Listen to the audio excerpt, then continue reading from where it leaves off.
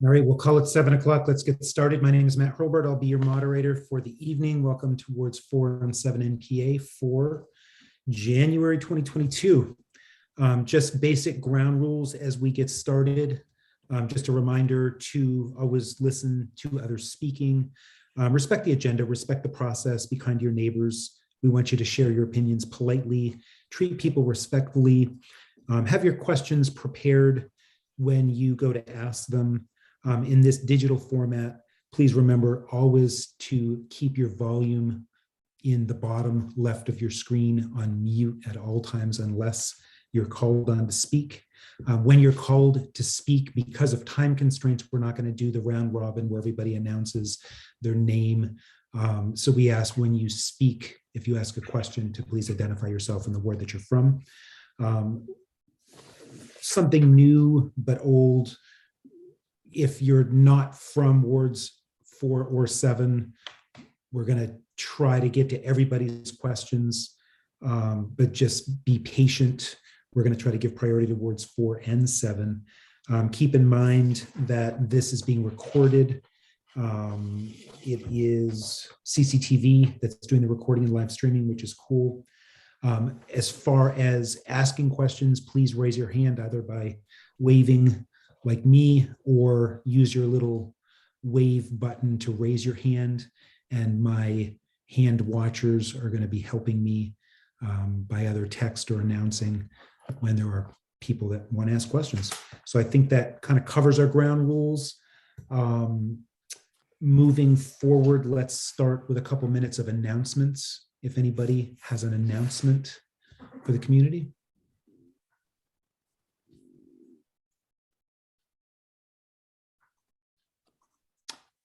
I'm trying to see hands. Sarah, I think I saw your hand. Would you like to go? Just in case you don't get to hear enough of us tonight, I just want to let you know that Martine and I are planning a question and answer Zoom meeting for all of the Ward 4 residents, and we'll post that out on Facebook for February 10th at 7 o'clock. So we'll try to get the link out to you soon. Awesome. Thank you. Any other announcements? I'm seeing none, so I'm going to move on. Let's get things kicked off with our elected officials. And up first, we're going to talk or hear from legislative updates. So either Emma, Carol, or Bob, if one of you would like to start us off. Carol and Bob, can I pull rank with a small one? I have to get to bed in about 15 minutes. Do you mind? At the floor. Terribly? Okay, thank you. We've had a rough week all because COVID has come to our house. We're doing okay, but it's tough. And I just wish everyone health and well-being, because this is a real thing and it's a struggle for folks, especially with young kids. So I know Bob, I trust Bob will tell you a lot about what's happening in House Gov Ops related to redistricting, related to Burlington charter change items. I'm certainly not telling him what to cover, but I don't want to duplicate since that is his committee, but there has been activity on both of those fronts. Great. So I thought I would hone in a little bit, and it's interesting that Representative Kimball is on tonight. I think you'll be hearing from him, perhaps another topic. He and I serve on House Commerce, and we've been talking for the first 3 weeks of this session around workforce development and really diving in by industry and different sectors of our economy to examine all the components on what it would really take to essentially modernize how we've approached workforce development and really understand the reasons why workers are slow to return to the economy in terms of open positions that employers have. And we've dove a little bit in with hearing with folks who've testified around issues related to people searching for livable jobs, meaning wages that they can live on, benefits that the employer provides. And if they're not meeting what people need, people are really choosing to vote with their feet and choose to work elsewhere or choose not to return to certain sectors of our economy. So there's a lot of interesting stuff to sort of unpack there, including looking at how our CTE system, so that's the Career Technical Education System in Vermont, so Burlington Tech here locally and Essex Tech, how those pieces intertwine with getting high school students ready for career pathways, be it through the CTEs or going off to college, of course, as well as adult education that's sort of interwoven by those programs, and looking how we're funding those programs or different ways to go about that to make sure we're really being responsive to how folks work today and the skills and the training they need. So if you want to, as I always say, dork out at any of these topics, you can always reach out to me on workforce development. Two bills I'll just mention that I've introduced this session related to things I've talked about before at the NPA would be the first H616, which would be to propose an unemployment advocate office for the state of Vermont. This is actually done by at least about 6 or 7 other states from which I've found so far, including Maine, close to us, and New York. It would set up an office like the Office of Healthcare Advocate, which would allow to help Vermonters filing unemployment claims some assistance once they go past the initial claim process. If they get stuck in the appeals process, the adjudication process, it's pretty complicated, and pretty much every other state service folks can have access to and have a right to. It's done in pretty plain language and people can follow their way and figure it out. And unemployment is just not that. A lot of folks got stuck in that system in the pandemic, and we can do better by Vermonters. So I'm really hoping that this office, this bill idea gets some prime time this session, and we can figure out how to create a sustainable way for folks to reach unemployment, and frankly, really clean up the process so folks aren't tripping into fraud or other pieces, not due to intentionally doing so, but tripping up because they just don't understand the process. The other one I'll just mention briefly, and I'll pass the mic because you all have a lot of other exciting races. Ooh, a lovely number 2 minute. Love that. Thank you, Jeff. Would be H615, which actually dovetails a bit around workforce development. It's a wage discrimination and wage transparency bill. It's in House General. And that bill does a couple of different things. It strengthens our current wage discrimination laws, which right now specifically carve out sex as a protected class. My bill proposes to add race and gender identity to that protection class, if you will. And this would be for expanding our oh, I'm blanking on it. Sorry, this is like tired mom brain here. But anyway, it would expand. We have 2 ways. There's discrimination laws that have a longer list of protection categories, but this bill would allow folks to have that wage-specific discrimination added protections. And the transparency part of that is interesting because it dovetails with workforce development, because it would require employers, among a couple other things, to post wage or salary information in a job posting. So there's transparency for job applicants to know what they're applying for, as well as, I think, making it more competitive among employers to know what folks are offering and why perhaps they're not getting applicants for their jobs.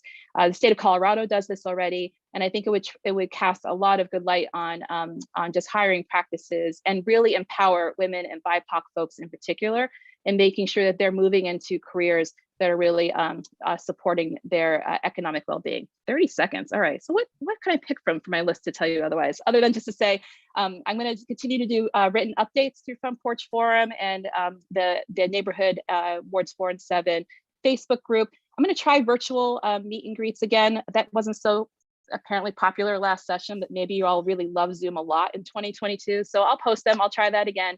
And as always, reach out to me. There's a lot moving in the second session of the biennium. Thanks so much, all. Take care. Okay. Thank you, Mama. Yeah, thank you. So as just a timekeeper note, so if we have surplus time, then we can cycle back to other questions or add stuff that you may have left out after your colleagues get wrapped up. Okay. I thought, Jeff, what I would do is let Carol and Bob speak, and then we can ask if there's questions for any of the 3 panelists. Carol, would you like to go next? Sure. I'll talk about 2 bills of great interest to me first, and then I will talk about some other big, broad issues. One bill is the use value program, which we hear about and know of as current use, and we want to include forest land to encourage the management of land for old forests, which are currently only 1%, less than 1% of Vermont's forest land. This is important because old forests are more complex than young forests and thus harbor greater biodiversity. And notably, old forests are excellent at storing and sequestering carbon. Another bill of great interest, which I've co-sponsored, is revenues continue to come in more strongly than anticipated. So we are talking about tax reductions for people, and H510 would direct any tax reduction to a new Vermont child tax credit, modeled on the federal credit. And the bill would provide a $1,200 credit or refund yearly for each child aged 6 and under in Vermont.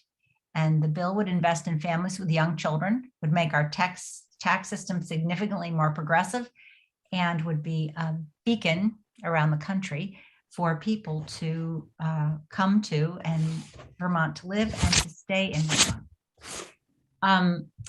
Our Budget Adjustment Act is passed. It passed on voice vote unanimously on third reading. And the Budget Adjustment Act is where we calibrate state revenues and expenditures, and we try to address pandemic and other systemic needs. We address some housing needs and some key statistics that frame all of our housing discussions are these. For every 100 extremely low-income renter households, there are only 49 available affordable rental apartment units for a total deficit of 9,613 units. So how can we work on this? Well, we could try to support housing initiatives in the following ways. $50 million to increase the Vermont Housing and Conservation Board from 94 current million to 144 million. And that boost would provide additional mixed income, multifamily rentals, and increased shelter capacity, with priority given to populations who may be displaced from hotel and motel voucher programs or who are currently without housing, including by providing permanent homes in mixed income settings. And the goal here is 250 new units. 25 million to the Vermont Department of Housing and Community Development to support the Vermont Housing Improvement Program, VHIP, which rehabilitates existing housing that is offline because of code violations. Our goal here is 400 new units. $5 million to the Agency of Commerce and Community Development and Vermont Housing Financing Authority to pilot a new construction initiative focused on building housing stock for middle income housing, and funds would be used to support home builders' access to upfront construction capital through Vermont banks and credit unions. Also related to housing is $5 million to the Department of Children and Families to support a statewide rental risk mitigation pool from the general fund. And we heard that costs for contracted, we know the cost for contracted staff has tripled for skilled nursing facilities as a result of the need for traveling nurses. And in the world of developmental disability services, staff vacancies are as high as 50%. And we've allocated many, many millions of dollars towards staff retention and recruitment. One more minute, Carol. Okay, I'll just thank everybody for being here. I'll say thank you to everybody who's organized the meeting, and a special welcome to Representative Charlie Kimball here from Woodstock, who you already know serves with Representative Mulvaney Stanek on the House Commerce Committee. So thank you, everybody. Thank you, Carol. And Bob, the microphone is yours. Thank you. I'm hoping that somebody from the school board hits on the pupil waiting stuff. We've all been pretty deeply engrossed in it. It's more there, ballywick. I have a tendency to stick to reporting on what we do in my own committee, which is government operations. We're deeply involved in town charters, of course, because that's one of our major purview things. Springfield has something weird going on. Essex Junction, Essex Town, they're going through a divorce. Burlington, of course, we have our charter. One part of it made it to the Senate, the airport part last year. I expect that's going to come back approved. The thermal and the just cause, I'm getting witnesses and committee time together now. The voting part, we're told we might take up after redistricting is done, because redistricting has a particular time frame and it's on an express track.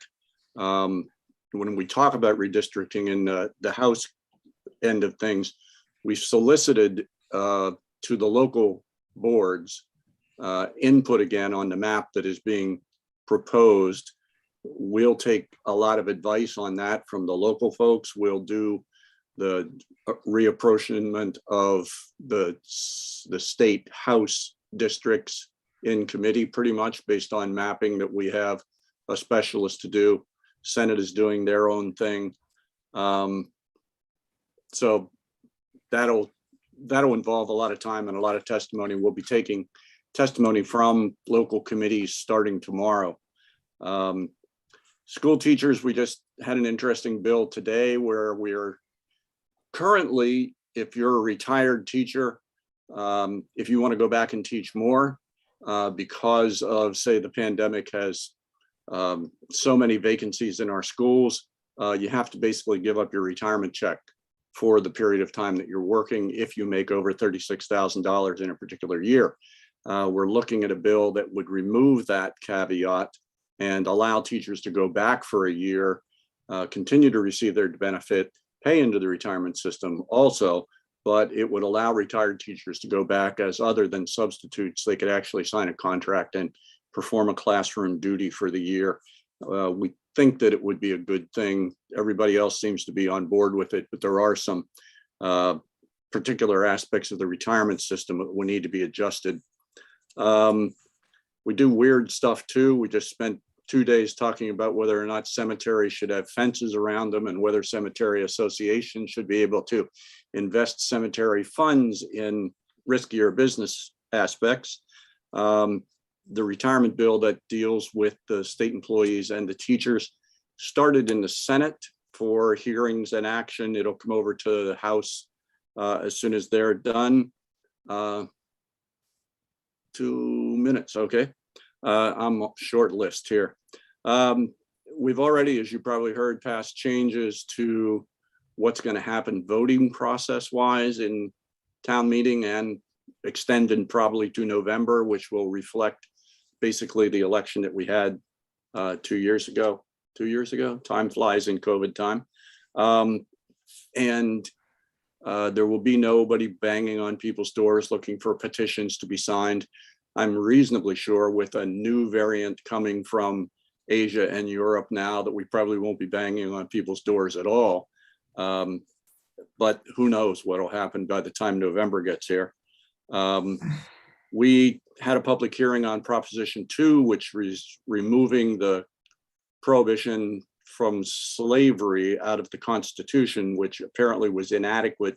A lot of people, I think, are confusing the concept of slavery and indentured servitude a little bit. That came out a lot at the hearing. It's one of the things that we're looking at. The constitutional amendment went out for vote last year. This is the second round. If it passes this time, it'll go to the governor and end up on the ballot for the citizens of Vermont to vote on. Proposition 5, which is the reproduction rights amendment, will be taking up probably within the next couple of weeks for a public hearing and comment. And I think that's probably all I have to say. So I'll donate my minute back. All right, well done. Thank you. We'll take the 30 seconds. We do have a few minutes if anyone has questions for either Emma, Carol, or Bob.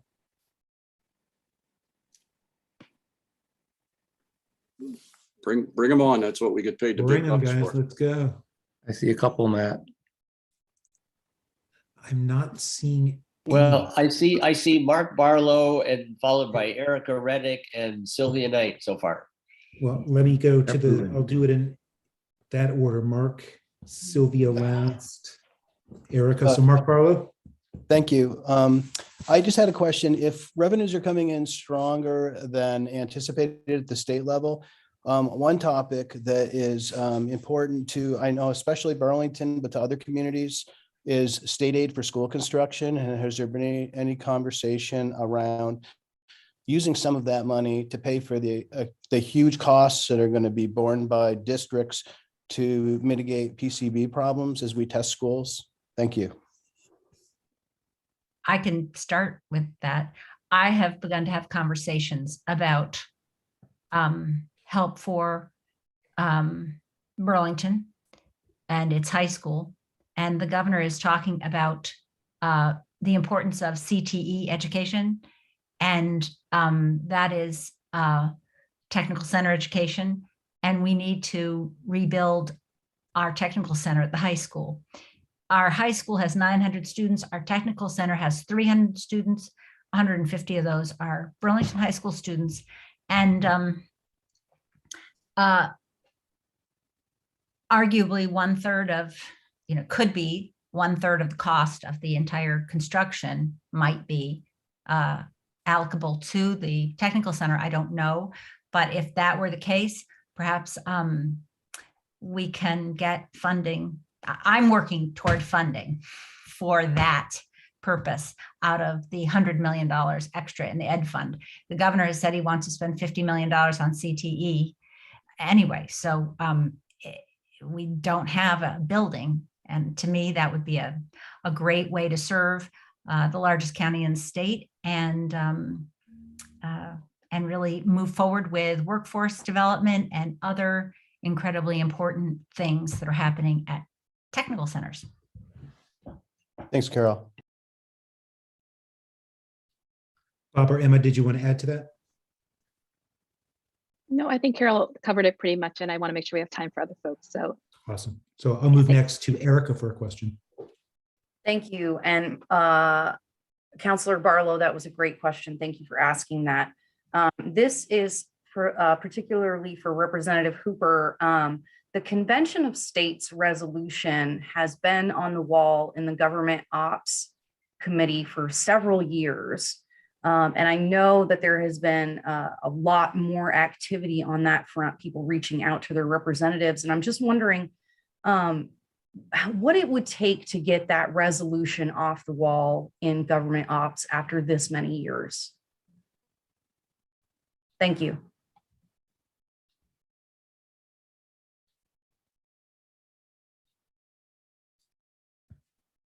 Do we still have Bob? Oh, maybe he's not on anymore. Bob Hooper? I don't see his handsome face in front of me. Huh. Well, that's very disappointing. Well, he may have dodged a bullet, but if he comes back, Erica, we'll get him. Thank you, Matt. I don't see him either, Matt. I don't see him. If he comes back, we'll snag him. Thanks for your question, though, Erica. We'll come back if he does. Sylvia, I'm going to move to you. My question was for Bob Hooper as well. So I can find it was about PR2, whether it had moved out of his committee, and I'll look that up on the web, find out. Thank you. Then Matt, Deb Booton. Yep, I see Deb Booton. Deb, go ahead. Hey, well, guess what? My question was for Bob as well. So I passed that up. He mentioned very quickly something about the airport and he expects that to pass. And I was like, whoa, what are you talking about? So I don't know if anybody else. I could answer that one, Deb. I can answer a charter change. Thanks. If that's okay. Okay. So there's 4 items, as folks might remember, that Burlington passed in March of 2021. It all went into one bill last session, and for various strategic purposes, we started pulling pieces apart to try to make sure things were getting across the finish line.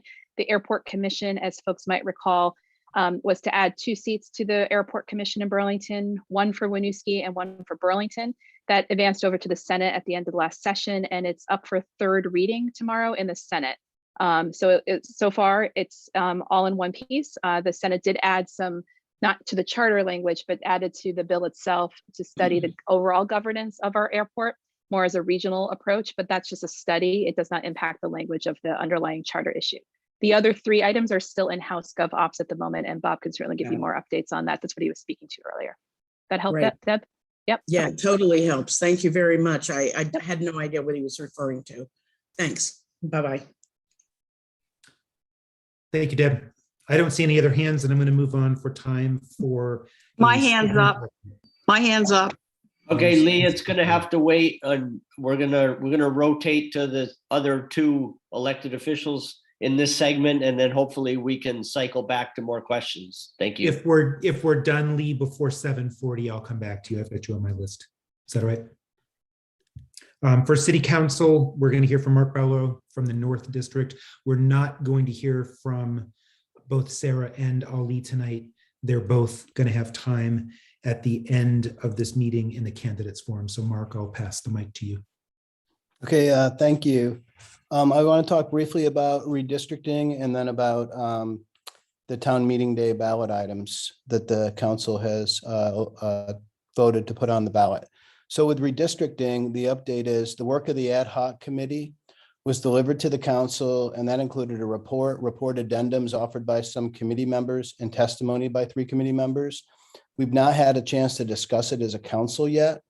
Councilors Paul Carpenter and I have discussed a possible course of action that would involve another council public hearing in early February. And then that would be followed by tasking the map maker to draw maps for consideration, followed by a work session of the council to discuss, and then a vote. Now, the timeline on the resolution is for a decision by the end of March. That timeline's particularly tight, but if we want to get it done by the last meeting, we're going to discuss if it's doable or not, and we should have more info on this soon. Next thing I want to talk about is the charter change item on sex work. It's unfortunate that so many supporters and opponents of the charter change think that removing charter language is a move toward decriminalization or legalization of sex work. But this belief is clear from the testimony we've heard during public hearings and during public comment. But to be clear, the strike all language that's being recommended would simply remove language whose intent is consistent and current with VSA 13, section 2632, that has the same prohibitions on sex work. Many communities in Vermont do not have municipal charters and rely on the state law only. And if we remove it from our charter, we'll rely on it as well. It's my view that the decriminalization decision will never be made at the city level. And it's absolutely inconceivable to me that the state would allow Burlington to have a different set of rules with regard to sex work than the rest of the state. And I'll just point to the common sense gun charter changes we asked to put in place and the reception that received at the state level. So, I don't think we would have something that was at odds ever with what's in state statute. And a patchwork of different municipal laws on this issue wouldn't be helpful in advancing the necessary protections and supports for those exploited or victimized either. So one of the things we need to do between now and town meeting day is a much better job of communicating what this charter change is and isn't. But everybody's going to have a chance to weigh in on town meeting day. The next thing I want to talk about is the TIF bond. We're going to hear from CEDO Director Brian Pine in a bit. I'll just say that besides this, the streetscape, stormwater, and utility improvements, getting the ravine sewer upgraded or relocated will be an important step toward deciding the future development of the super block that includes the Fata Memorial Auditorium. This is also probably our last opportunity to leverage TIF for city capital projects in the district, and taking advantage of it will help us move forward on these projects in the most affordable way for city taxpayers. On the capital bond, I don't know if voters will look differently on this smaller request than they did on the December request, because some of the same conditions still exist. Uncertainty about the high school costs and the recent reappraisal, most significantly. I guess we'll see on that, but I do think that it's important to take advantage of the matching funds for capital projects, so we can address some of the capital needs now. They'll be more expensive to address if we defer them. But I'd also like to see better capital planning, so we don't need to go to the voters with large requests all the time. I supported putting this bond request on the ballot, and I appreciate the Board of Finance's willingness to put language into the resolution to prioritize taxpayer savings and looking to other sources other than general obligation bonding authority for these projects. And so not only do we have it in the resolution, but there'll actually be language on the ballot as well. And that's important, because if we don't need to spend this money, we shouldn't be spending it. And then I want to talk about the tax increase. The council voted to put a 4-cent or 5.5% municipal tax increase on the ballot. Because of the projected decreases in the Burlington School District tax rate, that'll actually result overall in a net decrease in the property tax rate. Budget development is only beginning. The increase is because of substantial inflation and then incorporate equity investments in structural budget, and because the pandemic related revenue shortfalls. Also, I appreciate the work that's been done to minimize the do some budget tightening during budget development so that we don't actually need to draw on all of that authority should the voters give it to us. And so those are my updates. All right. Before I move to questions, Mark, do you want to take 30 seconds and talk about the increase in property taxes? We lost you bandwidth or something like that, distorted everything. We lost about 30. Oh, you didn't hear what I was saying? We didn't hear what you said Oh, about I'm sorry. tax increase. I'm sorry. So on the tax increases, the council voted to put a 4 cent or 5.5% municipal tax increase on the ballot. And they did this, we did this because the administration has projected because of increased inflation, the need to incorporate the recent equity investments into the structural budget, and because of pandemic related revenue shortfalls. The increase would raise about $2.2 million. But because the Burlington School District tax rate will be decreased, the net overall effect would be that we would still see a decrease in the overall property tax rate, even with a municipal tax increase. My hope is that we'll be able to find some efficiencies and reduce that need even further during budget development that is just getting underway now. Thank you, Mark. And that's what I have on that, Matt. I appreciate that. Sorry to make you repeat yourself. That's okay. We're a little pressed for time, but I think I have time for a question if anybody has one. I'm not seeing hands. I'm seeing Sylvia. Do you want to ask a question, Sylvia? You're muted. If you There we could go. unmute. There you go. My question is, do you know what the status of the request for a mental health summit is? Has that come to city council? Where is that request now? I don't have an update on that, but I can certainly get one for you, Sylvia. What was there action taken at the city council on that? There's been no action taken on that. Thank you. I'm going to move, if it's okay, to the school board, and we'll hear from Kendra Sowers. Thanks, Matt. It's good to see everybody tonight. So I'm going to start with COVID. Like everyone else, the Burlington School District is dealing with COVID and specifically the contagious nature of Omicron. So you guys probably all know that our goal is to keep our schools open. We are doing all that we can to have our students and staff stay as safe as possible. We've recently been given new guidance from the Agency of Education, shifting away from contact tracing, which was really labor intensive, to a system of contact notification, and to a program called Test at Home. And basically this means that BSD is notifying families about which classrooms are impacted by positive cases, and then they're asking close contacts to stay, to take rapid tests before they come back to school. Many of you who have children may have seen these. So you get the list of all the classrooms that are affected. In response to that, we've given away 10,000 rapid tests to both vaccinated and unvaccinated students and staff in the past 2 weeks, because we know that tests were hard to come by. So this is a way that we were able to do this program and be able to give tests to the staff and students. We've also received 6,000 adult KN95 masks. So that's enough for 2 masks for every middle and high school student and every staff member.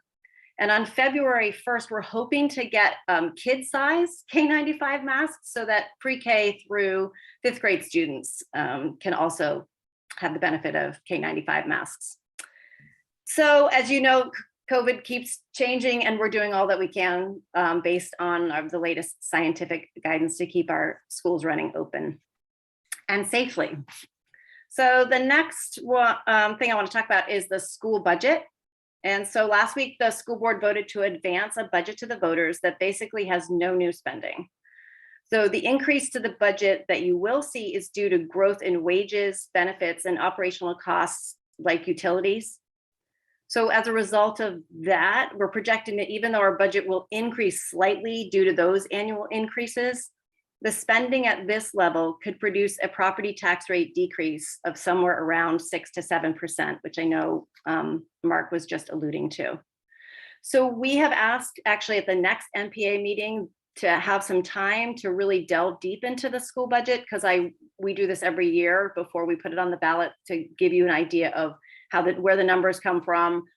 There's a lot of complicated formulas that we like to go through so that you can understand how the tax rate, how we came up with it. So we would like to save really specific questions for the budget to next month's meeting. And you can also check our website, and we're putting up more detailed information on the budget as we have them. So that's the budget. And let's talk about the BHS BTC project, which has been renamed BHS BTC 2025. So the name suggests and indicates that this is an aggressive goal of having our new high school opened and the tech center by the fall of 2025. So in mid-December, our school board voted to award the contract for the architectural services, AKA the design team, which is Freeman, French and Freeman, Colin Lindbergh and Associates, and Drummy Roseanne Anderson. So the team of architects, got the 2 minutes, the team of architects held interviews with BHS and BTC faculty and staff to learn about spaces they needed for instructional programs, and it'll also help them determine the size of the building that's going to be needed. And with all that information, the architects can come up with their conceptual design. And this will all be summarized and presented at our next school board meeting, which is on February 1st.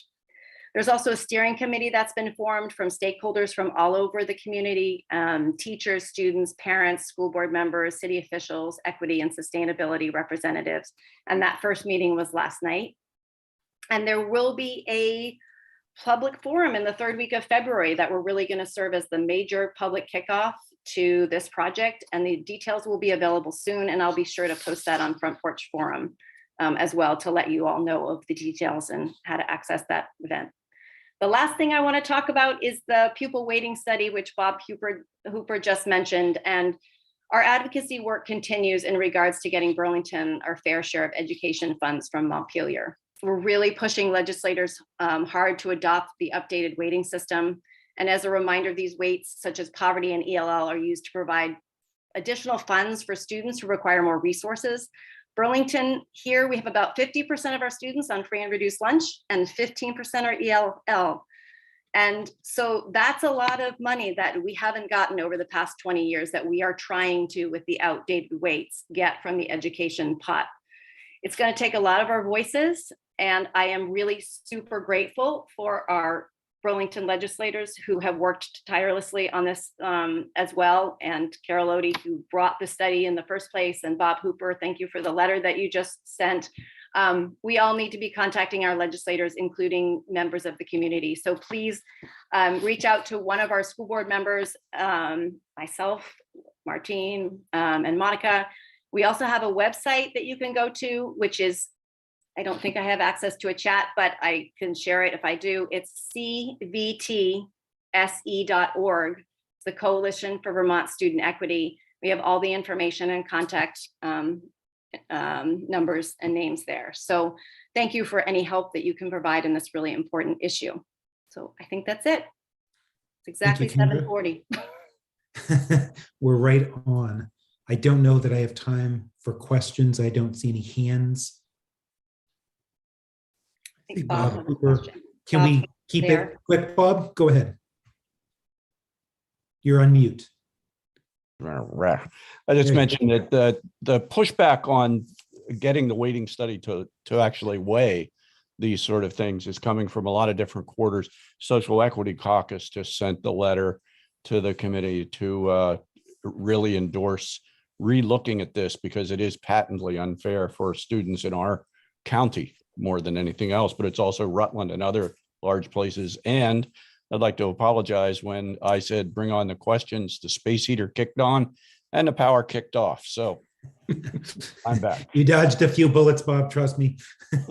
If we can come back to you at the very end, if there's time, we will.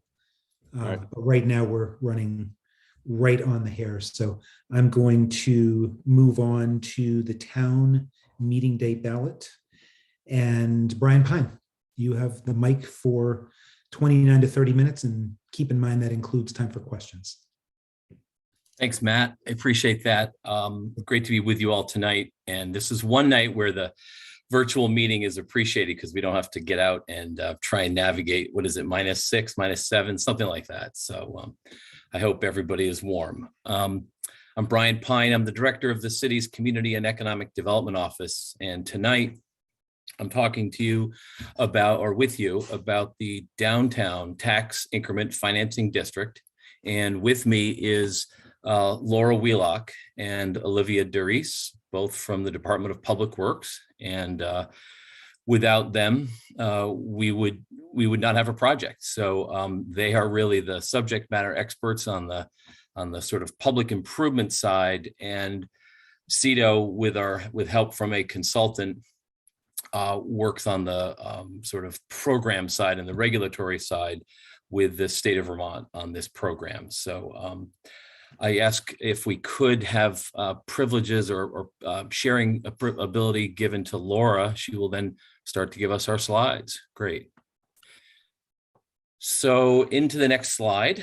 Tonight, I hope that we can lay out for you and increase that broad understanding of both the tax increment financing as a tool for economic development and the approved projects that are already have happened within the downtown TIF district. I'm going to start using TIF, the acronym, so tax increment financing. I'll explain more as we go what that means, and you'll see some specific examples of how it's been used to support public infrastructure in Burlington. The downtown TIF project I will explain and hopefully show you some graphic images, which hopefully will help give a clear picture. And we'll get into the actual details of what will be voted on March 1st. We'll then open it up to questions and answers. So next slide. So I want to just make it perfectly clear that there are two separate districts in Burlington. Burlington in 1996 created Vermont's first tax increment financing district, and the state statute that followed was largely, or I should say that allowed that to happen, was largely informed by Burlington's experience, and it's been modified and fine-tuned over the years. But we were the first in Vermont to use this tool, and I would just say that I think I'll explain a little bit more about how it works, but I would explain first why we even use this complicated way of coming up with the money to make in public improvements.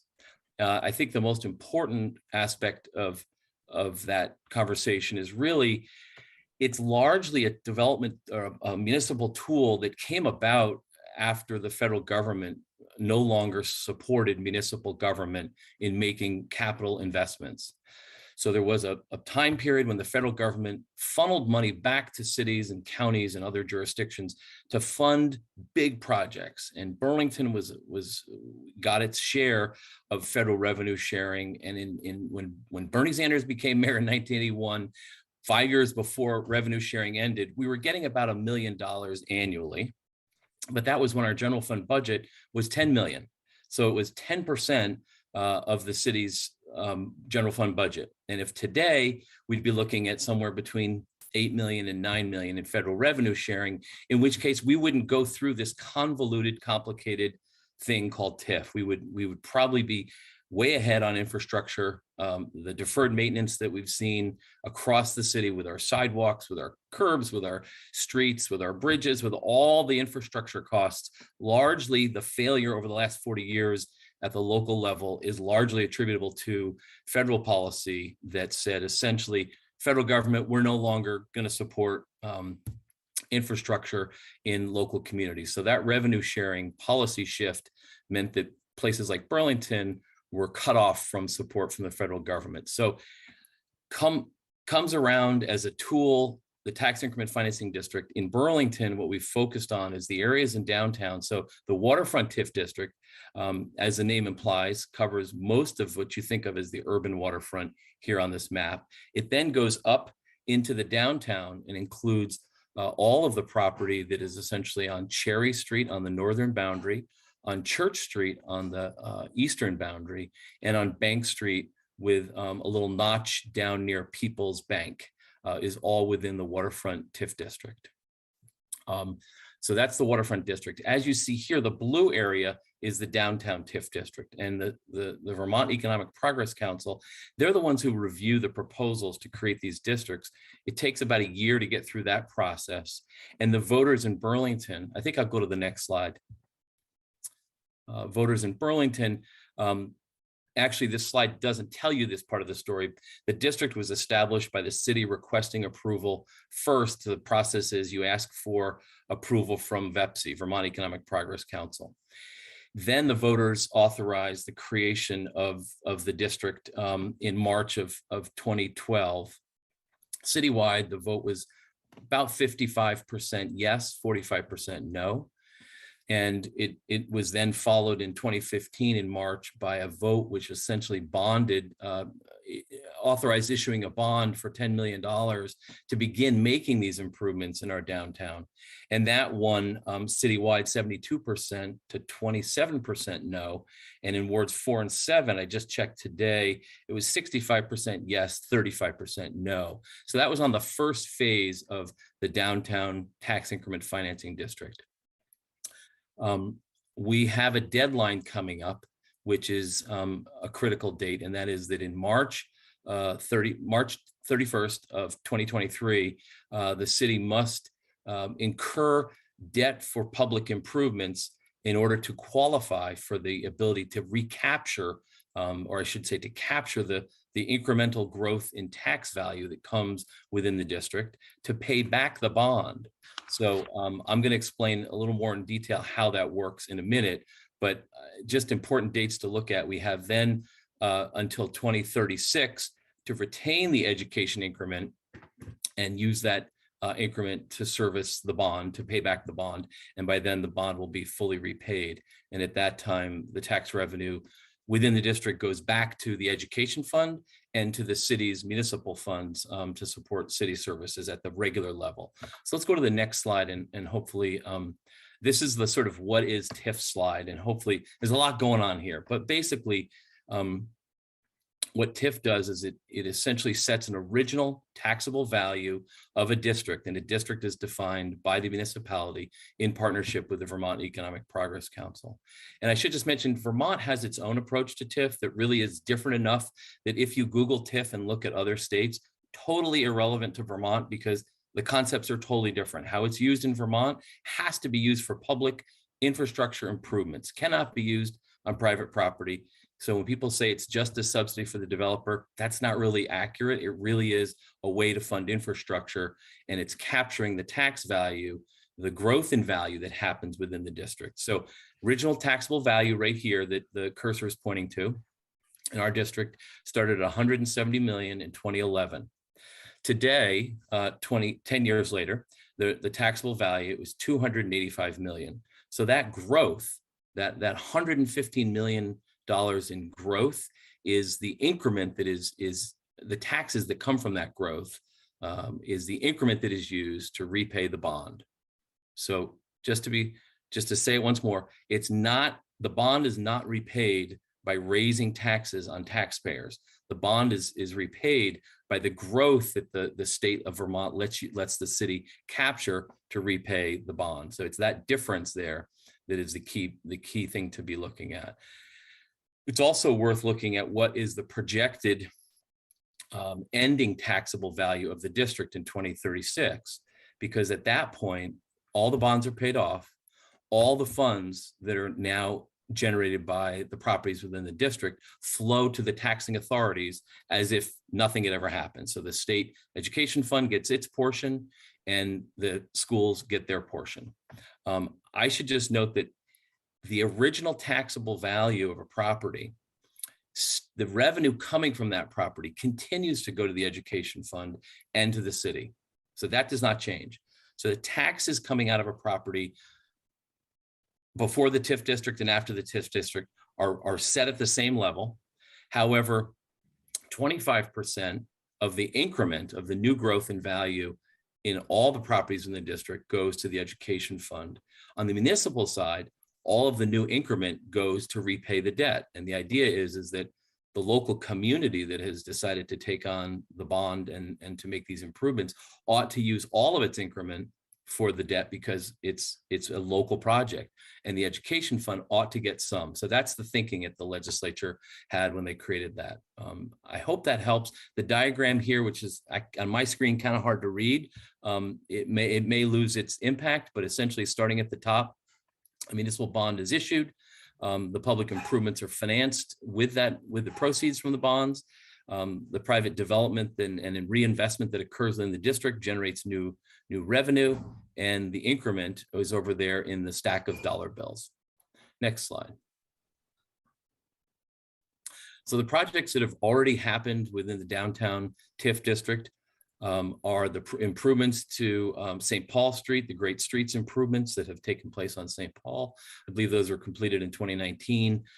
Some major deferred maintenance within the Marketplace Garage. Those issues were addressed with TIF dollars, and the former parking lot, which was a municipal parking lot with surface parking lot with parking meters, was the brownfield. The contamination of that site was cleaned up. The pollution was remediated to allow for the transfer of the property to Champlain College to create housing for the students.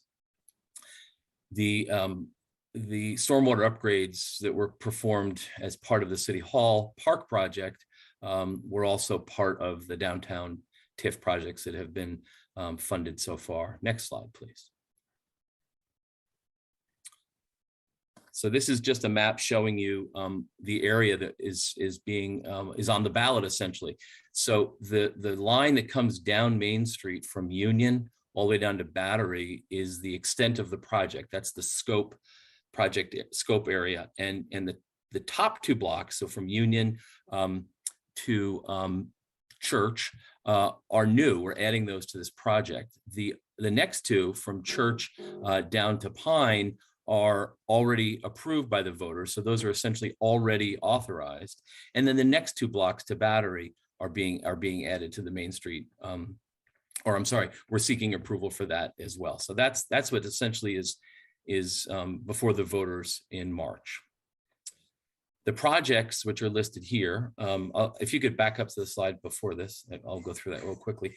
The project elements on the previous slide are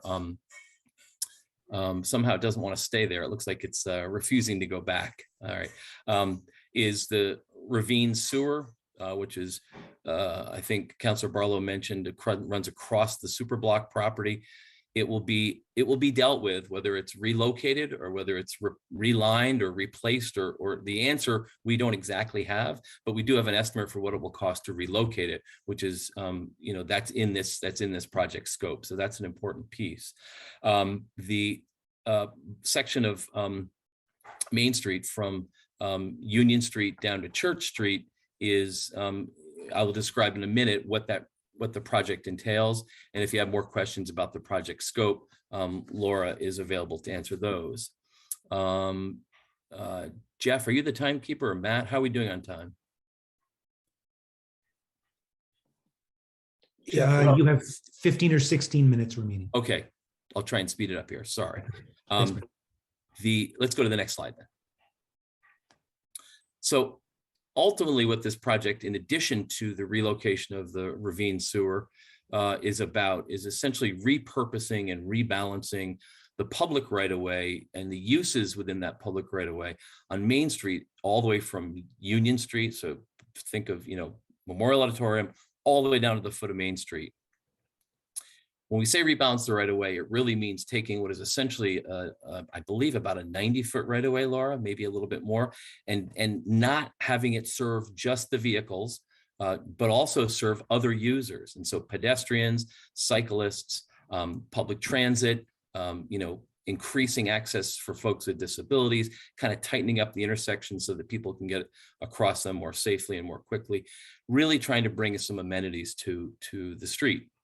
So you'll see there's a much wider sidewalk here. There's an area for tables if the establishments adjacent to those locations would like to put tables out, and a dedicated and protected bike lane.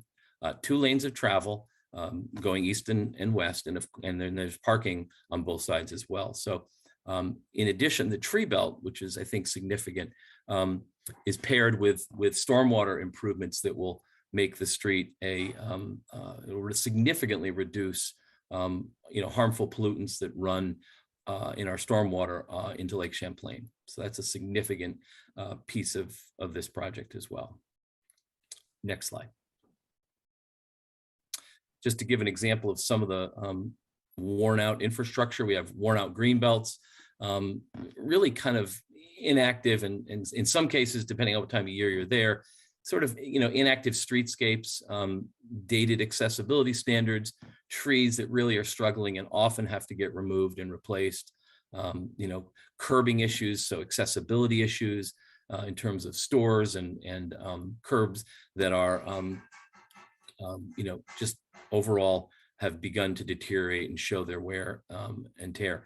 It's worth noting that we don't have exact records, but it's been many decades since Main Street has had a significant reinvestment. And that's the stuff you see.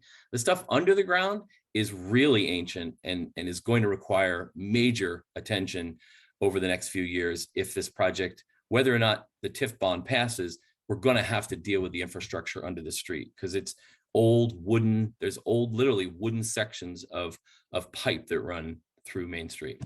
So next slide. I actually didn't see the slide yet, so I'm gonna, it's actually hard for me to read.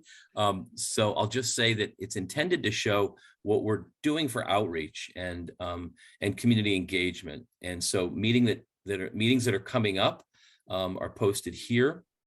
Neighborhood meeting, 6 p.m.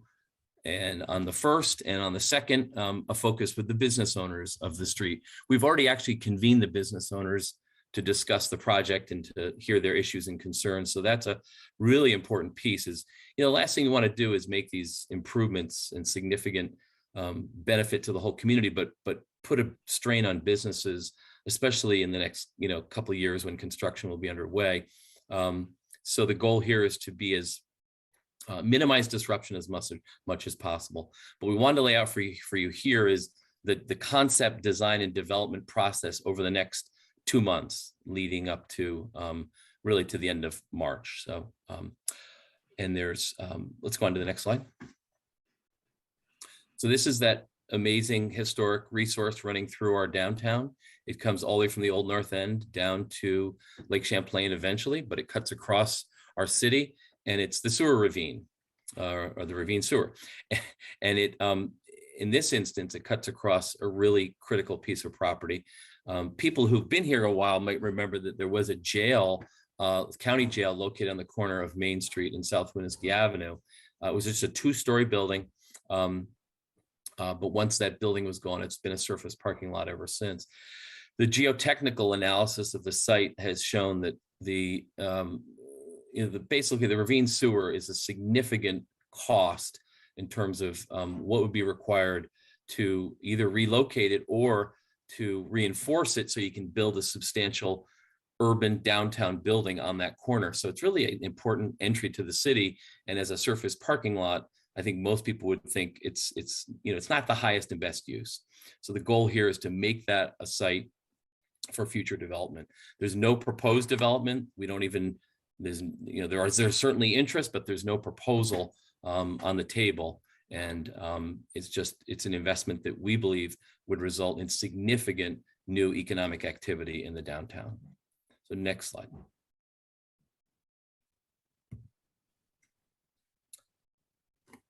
So this is a basic description of what would be funded here. So it's essentially everything that you see above the ground, the streetscape, the lighting, transportation facilities, public seating.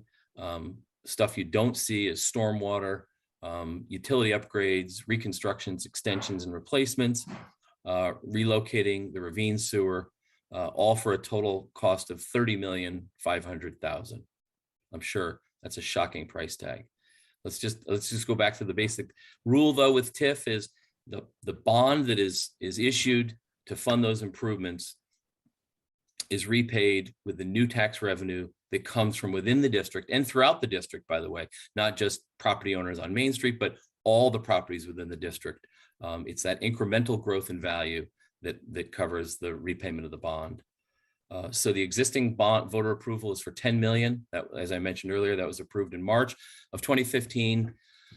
Of that, we've spent 5,420,000, leaving us a balance of 4,580,000 remaining to be spent toward this project. We also have to mention that there is a related cost element to the project. And when we say related, it's described here as administration, legal, finance, audit, project management. So it's everything, and it's the management of the district for the life of the district. So it's all the reporting and monitoring on an annual basis until 2036. So those costs are all wrapped up in that number. Next slide. So just in summary, what we're proposing is the Main Street Great Streets project, which includes the public improvements as well as the relocation of the ravine sewer. We are requesting essentially a new debt request of $25,920,000, which includes, or I should say, the related costs of $1,470,000 is also needs to be itemized in that. We are using what's left from the original $10 million of approval to cover the remainder of the project costs. So that's why the request is only at $25,920,000 and not at the full $30,500,000. It's based on very, very conservative estimates about property growth in property values within the downtown TIF district. There is sufficient increment from new private development that will cover the bond. Of that, we are certain. Taxes do not increase in any ward to repay the TIF debt. Taxes, again, only go up if voters approve them through other questions that are proposed either on this ballot or a future ballot. This does not result in a tax increase. Next question, or next slide, sorry. Here we are on the timeline of the project, just to be able to lay it out over the next 2 years. We are currently in the, obviously in the voter public engagement process now, bringing it to a vote in March. If the town meeting vote passes, we begin or get into more detail about the concept and design, and the outreach continues, and that process goes through May of 22. We continue to have engagement with property owners throughout the summer of 22, and you will see, from May of 22 until June of next year of 23 is really when the design work in earnest takes place, with hopefully a fall of 23 construction start date. And I think it says 2 years minimum here. I trust the construction or the engineers to tell us what that number is, because they get it from lots of discussions with the professionals in the field. Next slide. I think that's Really stubborn. That's it. So with 5 or 6 minutes to spare. Okay. Thank you, Brian. So we have 5 minutes for questions. And I know there's going to be some questions. I'm looking for hands.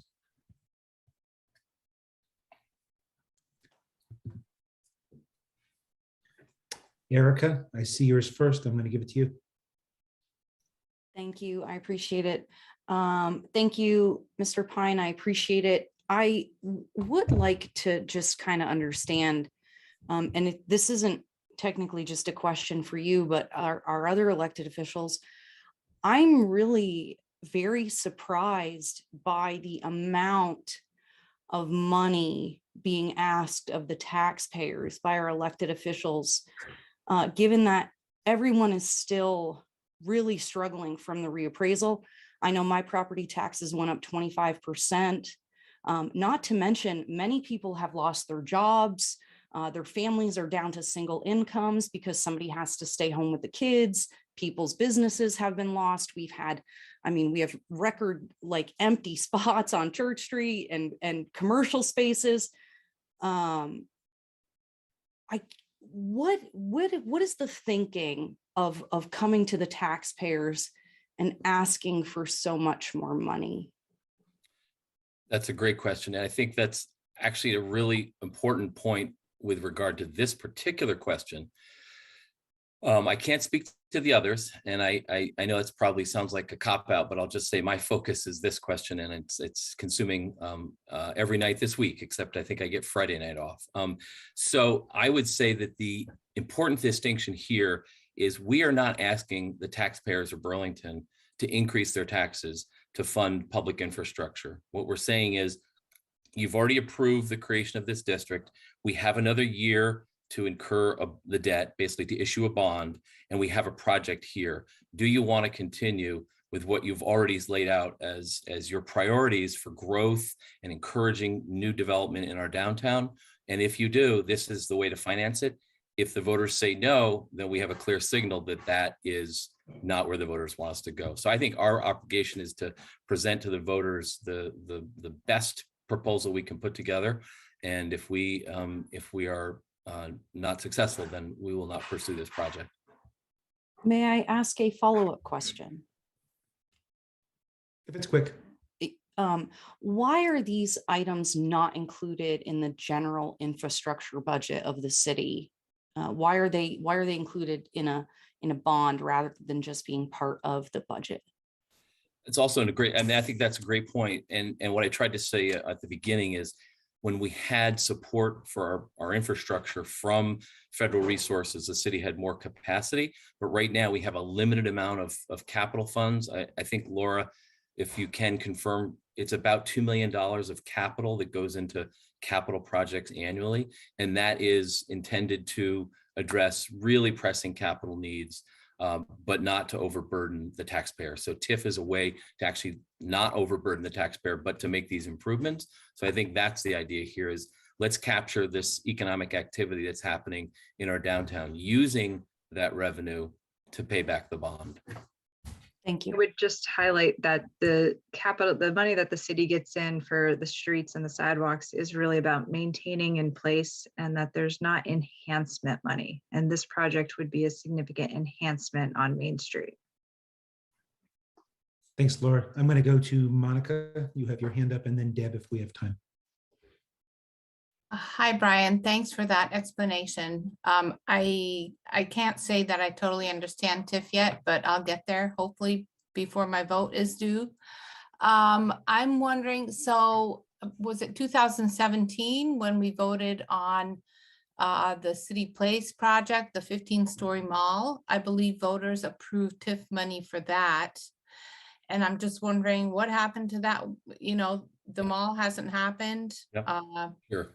Yeah, that was actually November of 2016. It was basically a special election, but it was during a presidential election, and that the voters did approve a TIF allocation of about $20 million for infrastructure around that project, based on what the project would generate.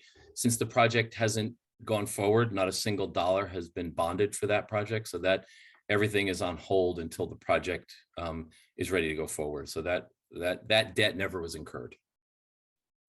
Thank you. And Deb Booten, we have 1 minute left if you'd like to ask a question. Yeah, sure. Thanks. Hi, Brian. Hi, Deb. I will be very old if I'm still alive when this gets done. So I have a question about the ravine relocation cost. Are you able to single that out? I'm going to ask Laura to do that, if you could. Oh, Laura. okay. Yeah. In our estimating that we put together into that $30.5 million, the ravine relocation was taking up about $6 million of it. Okay. And is it totally inconceivable for a potential developer to take that on? Or you just feel that getting it ready for a developer would attract a developer. Is that where we're going with this? Logistically, it's going to be a very challenging project. It is a public sewer and it still connects to a lot of properties within that area. And so even if a developer was to come in and help with some of the costs, there's still a lot of city responsibility to a project like that. Got it. Okay. Thank you. Thanks. I'm done under a minute. Thank you, Laura. Thank you, Jan. Deb. We're going to move on just to stay on track. I'm not known for being on time, and Matt, if I could just say on the CETO webpage of the city's website, there is a TIF section, and we're going to try and highlight. I think Laura just did. She created a tile which shows how you can get more information. So please visit our website and send any question to me, and if I don't know the answer, I'll find it for you. Thanks for your time and your clear explanations, Brian. Yeah, much appreciated. Thank you. So we're going to move forward to candidates forum, and first on our list is candidates for the school board, and we're going to start with wards 4, Martine Gulek and Erica Reddick. And we had a quick little conversation before the meeting who gets to go first, and what was agreed is the list that was put together on Front Porch Forum was just alphabetical, so I'm just going to stick to keep it simple, silly. So we're going to start with Martine. Martine, you have 3 minutes. The mic is yours. Hello, everybody. I hope you can hear me. Thank you, Jeff and Matt and everyone else who helped organize this event tonight. Matt, you're doing a great job. I'm so happy to be here and to be running for Ward 4 School Commissioner. As your representative on the school board, I've worked tirelessly to ensure that we deliver the best educational opportunities to our students while engaging the community and governing with the city's best interest in mind. It's been a challenging few years in the world of education, as you all know, and the Burlington School District has had to weather not only a pandemic, but the closure of its high school and its technical center due to PCB contamination.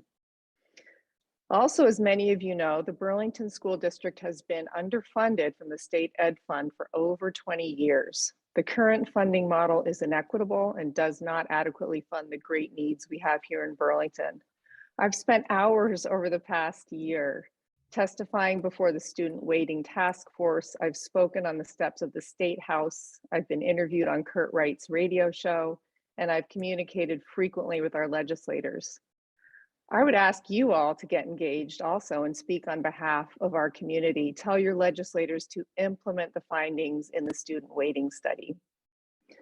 This year, as Kendra mentioned earlier, we're adding no new programming to our school budget, and yet we've had to face the challenge of a decrease in enrollment. The decrease is due to a natural shift in demographics happening all over the state, the necessary and urgent closing of our high school and tech center, and changes in national policy decisions that limited the number of new Americans coming to our city. So no doubt, as you can imagine, we're going to have some difficult financial decisions to make in the coming years. We're going to need to be creative and we're going to need to be thoughtful. In the past, the idea of consolidating or closing a school has been pretty unpopular in our city. It might be time to revisit that option. We'll ask for all hands on deck to help fundraise for a new BHS BTC. We will need productive and healthy negotiations with our unions, and if need be, we'll have to make adjustments to staffing. We, the board, continue to advocate at the state level to have the moratorium on capital improvement funding lifted. I think we're the only state in the country that does not provide construction aid. This is a problem, as you can imagine. Let's see. None of this is done, none of this is easy, and it's going to take experienced leadership. Some quick examples of what I've done for our community recently. I was the co-chair of the Superintendent Search Committee. I am co-chair of the Finance and Facilities Committee. I'm a member of the Vermont Coalition for Student Equity, a member of the Youth and Family Engagement Team, a board representative on the Strategic Planning Coalition, and the BHS BTC Steering Committee. At the state level, I'm the Vermont School Board Association representative for Western Chittenden, and I'm also the VSBA designee for the Vermont Advisory Council on Literacy. And I just ask, my time's up? Well, for now, Martine, yeah, so the way we structured this is that each candidate will get 3 minutes to introduce themselves. And then because this is a contested race, we've allocated 5 minutes for question and answers after that. Got it. I practiced earlier and I was within 3 minutes. Sorry about that. That's all right. Well, I've had the same problem in city council myself. Can't get it done in 2 minutes. Thank Erica you. Reddick, I pass you the mic. Thank you very much. Thank you for the opportunity to speak with you all and to get to speak with the new North End of Burlington. I want to first take a moment to thank our current school commissioners. Martine has done a great job. And, you know, I'm not running for school board because I think that she's bad or anything like that. Very nice person. And I believe that all of our current school commissioners really do believe that they are making the best possible decisions that they can for our students and for our community. I really do believe that. However, I am in disagreement with some of the decisions being made. And I think that the city could really benefit from a set of fresh eyes and with some fresh eyes that maybe has a little bit different experience. So as a person who has spent the last 20 years helping small businesses and medium-sized businesses grow, be more efficient, take better care of their employees, grow their benefits, and do all of those things, I think I'm uniquely positioned to really help the school district get a hold of its finances. I've heard several times tonight that the state, that Burlington does not get its fair share of school funding, but Burlington, we spend almost $20,000 per student, over $19,000 per student. And that's more than the rest of the country. I think, except for New York. So New York is the only state where the municipalities on average spend more than Burlington does. And so this idea that we deserve more and that the rest of the state is responsible for paying our bills is very confusing to me. And I think we can do better. I think that our school board looks for opportunities to make things, thank you, Jeff, cool for the students. I heard that the architects interviewed a bunch of people. I didn't hear that they were given a budget. I didn't hear that they were expected to create something within reason that the taxpayers could actually afford. And so it is clear to me now that this is not a lack of funding issue. It seems like this is a lack of creativity, a lack of lateral thinking, and an unwillingness to make really hard decisions like cutting budgets and making sure that line items like health and human services come out of the school budget and go into the state budget of health and human services where they belong, so that we can actually have a real idea of what it takes to educate one of our students. Thank you very much. Thank you, Erica. And we have a 5-minute block allocated for questions. Jeff, is it appropriate to go? We're going to do questions now for Ward 4. So I'm going to take 5 minutes. Is that correct? Yep, that sounds right. Questions. Go for it. I'm looking for hands. And I'm scanning. I see the first hand is on TJ. Thank you. So as an educator myself and an ex-teacher in school, I would love it if both of you could just talk about I'm being on school board and having experience as a business person. Really, there's little connection there. So what can you talk a little bit about your past or your involvement with education? Because we need people in education who know education and can guide education with some knowledge. So I'd love to hear from both of you about that. Erica, can you take the first question?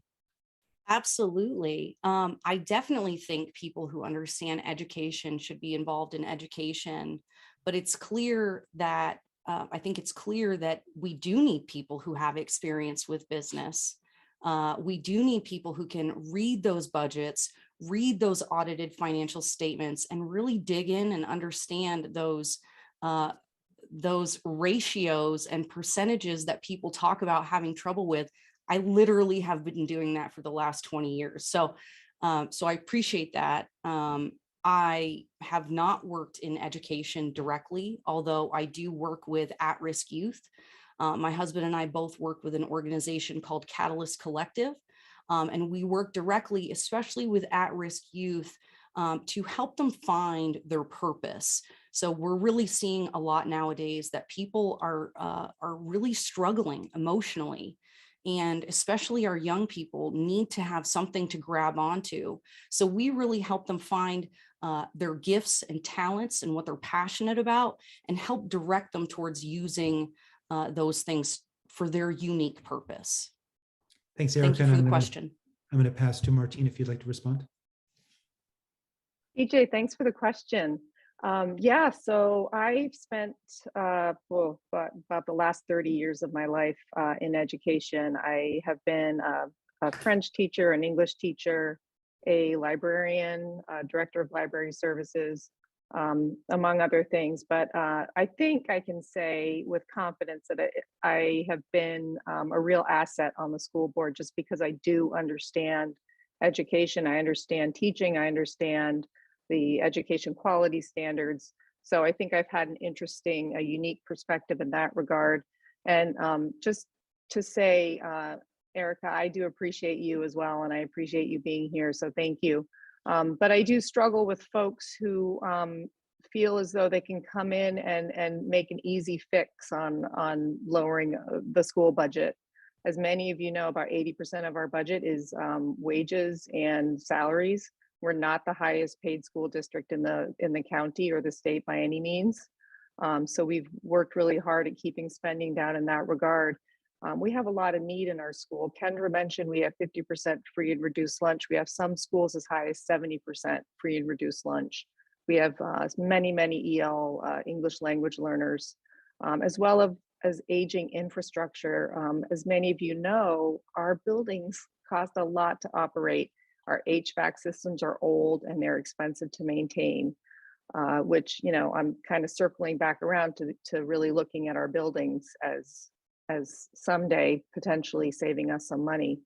But yeah, TJ, I do think, you know, my colleagues can speak to that, but I do think I've been an asset in terms of what I bring to the board with an education lens. Thanks, Martine. We have time for one more question, and I see a hand from Evan. Thanks, Matt. I'm sorry I'm not on camera. Let me turn my camera on for folks. Hi. So I want to just ask Martine, I really appreciated your thoughtful answer there about the budget. So this question is really to try and get at, to make sure I understood Erica's comments. Erica, did you say that you thought that we should reduce the school budget and spend less per pupil, and that's part of your platform? And additionally, I'd like to ask both of you, who, if you have read the most recent diversity, equity, and inclusion report for the school district, and if you could share one thing that you think is most compelling and something that should be of focus for the next cycle of the school board, what would that thing be? And I'd like to start with Erica. If I could just interrupt, we have about 30 seconds for each, so I don't think we can get to all of it. But Erica, you've got half a minute to bite in as much as you can. Okay, well, very quickly. Yes, I do think that we need to reduce our per pupil spending. And I think that can be done by doing a line by line item budget audit to make sure that the money that is going to the school board and to the school commission for spending is really being used as we say that it should be used and in the most efficient way possible. That is literally what I do in my business. I am an efficiency expert. And so I look for ways to make things more efficient and more cost effective. I think that was 30 seconds. That's perfect, Erica. And Martine, I'll give you about the same 30 seconds. So I can say, thank you, Evan, for the question. I've worked in overweighted district. Burlington is an underweighted district. And I can tell you from my experience, it's one of the reasons I quit my job. I could not stand the amount of excess that I saw in this other school district. We are on slim margins here in Burlington. This is not a country club. We are working hard to stretch our dollars. I've seen other districts that are much better staffed, have money to spend on resources for their students that we don't have. So I want to put that out there. Evan, I believe that one of the things that I find to be most compelling in our equity and diversity and equity report would be the restorative practices. And I've been a champion of that for years. Thanks, Martine. And thank you, Evan, for the question. In the interest of time, we're going to move to Monica. Monica, you have a little less time for Q&A because you're not running against someone, but I pass you the mic and give you 3 minutes. Great. Thank you, Matt. You're welcome. Hi there, neighbors. My name is Monica Ivancic, and I'm running to represent Ward 7 on the Burlington School Board. I'm currently serving my second term on the school board, and I'm seeking your vote to be re-elected to serve a third term on the board.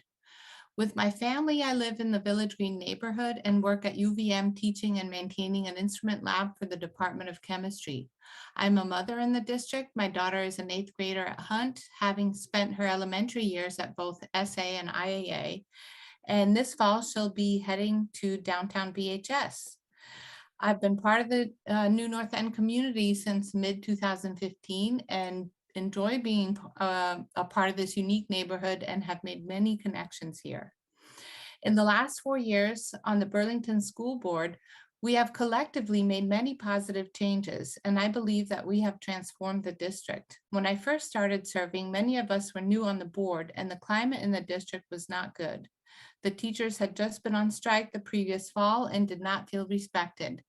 We dealt with issue after issue, and slowly with time, conditions and climate were significantly improved. In the last 2 years, we hired a new superintendent who is a skilled leader, keeps us abreast of all issues the district is facing, and has a passion for equity, diversity, and inclusion. Together with the board, he has been faced with many challenges, including managing a district throughout the different facets of the pandemic and finding a solution to in-person learning for our high school students when the state agencies made us shut down our high school budget, our house school building due to the PCBs on the first day of school in fall 2020. The board, together with the superintendent and district leaders, has also determined that the BHS re-envisioning project needed to be scrapped.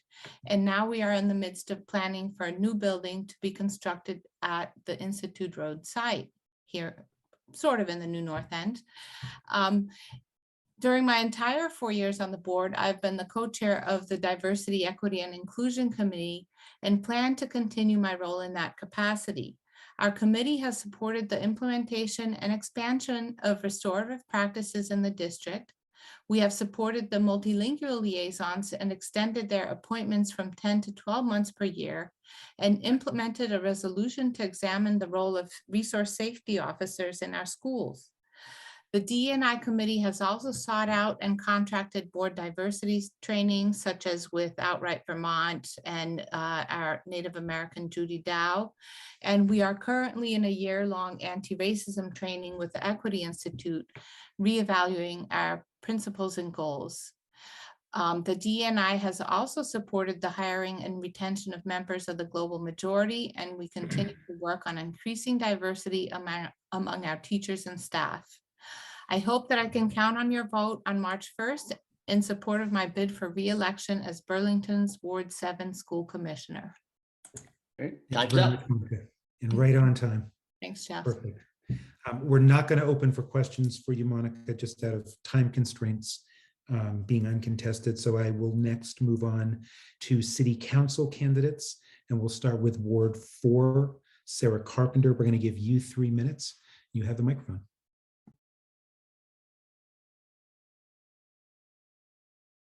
You're muted, Sarah. Sorry about that. It's okay. I'm very happy to see so many people at this meeting. It's hard to follow all your faces, and I've been trying to see who's with us. I'm really looking forward to running for re-election.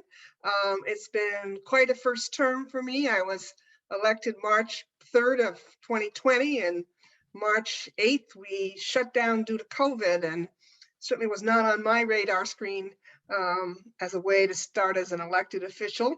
As many of you know, I've had a long history of working with not-for-profit and public programs. I was director of the Cathedral Square Housing for over 15 years, and for 20 years after that, director of the Vermont Housing Finance Agency. So I think I bring a lot of experience to my position as counselor, and have found it really helpful as I'm trying to manage and understand municipal government. It's confusing, and it's confusing perhaps more so than the state. So it's been a real challenge to dig in. I think I've been very engaged. Some people don't find me, maybe I'm not prone to standing up and giving big sermons at council meetings, but I spend a lot of time sort of thoroughly reviewing stuff. And I think that's something will continue to bring to the table. And as a result of that, I've actually been appointed chair of 3 committees, which is unusual in your first term. I'm chair of the Community Development and Neighborhood Revitalization Committee. That's the committee that oversees a lot of the housing and community development interests. There's a lot on our plate right now. Probably first and foremost is dealing with the houseless folks we have in our community. How do we respond? We certainly had a crisis this fall with the Sears Lane, and we've just got a lot of work to do. Tomorrow night, we're going to having a big meeting focusing on that. So I encourage you to listen in and send me along your ideas. One of the more fun things I did on that committee was help get the Aging Council started, and that's now up and running, and I'm very pleased about that. I'm chair of 30 seconds, Sarah. I'm chair of the Human Resources Committee, and we got a lot on our plate. We need people to apply for jobs, and I also have been very involved with the Tax Reappraisal Committee and tax abatement. Are you telling me I'm out of time? Okay. You're right on the line. Please let me know if you've got questions. Thank you very much, Sarah. You get kudos. I think you gave us 5 or 10 seconds to spare. So thanks for your service. I'm going to move on to Ward 7. We have a 3-way contest. So we're going to hear from Ali Dang, Alex Stith, and Olivia Taylor. And we're just going to go in alphabetical order as we discussed at the beginning of the meeting. So Ali, you have the microphone for 3 minutes. You're muted, Ali. Thank you, Matt.